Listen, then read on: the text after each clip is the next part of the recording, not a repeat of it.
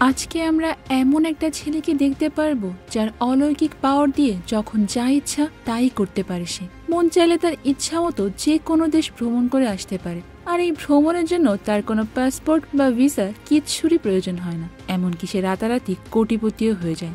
তবে রাতারাতি এরকম কোটিপতি হয়ে যাওয়া বা এই পাওয়ার তার কাছে কিভাবে আসলো, এই সব কিছুই থাকছে আজকের পুরো গল্প জুড়ে। তাহলে চলো আর বেশ দেরি না করে তোমাদের সঙ্গে নিয়ে শুরু করি 2008 সালে মুক্তি পাওয়া জাম্পার মুভির গল্প।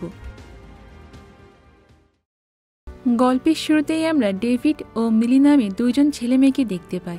মূলত ডেভিড এই মিলিকে খুব পছন্দ করে, তারা একই স্কুলে পড়াশোনা করে। ডেভিড মিলিকে একটা গিফট দেয়। ঠিক সেই সময় মাইক নামের অন্য একটা ছেলে এসে মিলির হাত থেকে গিফটটা কেড়ে নিয়ে যায় এবং দূরে নদীতে ফেলে দেয়। এখানে আসলে এতটাই ঠান্ডা ছিল যে নদীর পানি জমে তো পুরো বরফ হয়ে গিয়েছিল। এইটা দেখে ডেভিড ওই গিফটটাকে কুড়িয়ে আনতে চলে যায়। তখন তাকে বারবার করে মিলি নদীতে যেতে নিষেধ করে, কারণ সে ভয় পাচ্ছিল যে কোনো মুহূর্তে একটা দুর্ঘটনা ঘটে যেতে পারে। ডেভিড গিফটটা আনতে গেলে দেখা যায় মিলির আশঙ্কাই সত্যি হয়ে যায়। বরফ সরে গিয়ে ডেভিড সে পানিতে ডুবে যেতে শুরু করে। নদীর পানিতে এতটাই স্রোত ছিল যে ডেভিড কোনোভাবে উপরে উঠে আসতে পারছিল না। এভাবেই ডেভিড অনেকক্ষণ ধরে উপরে আসার চেষ্টা করতে থাকে, আর একটা পর্যায়ে সে হাল ছেড়ে দেয়।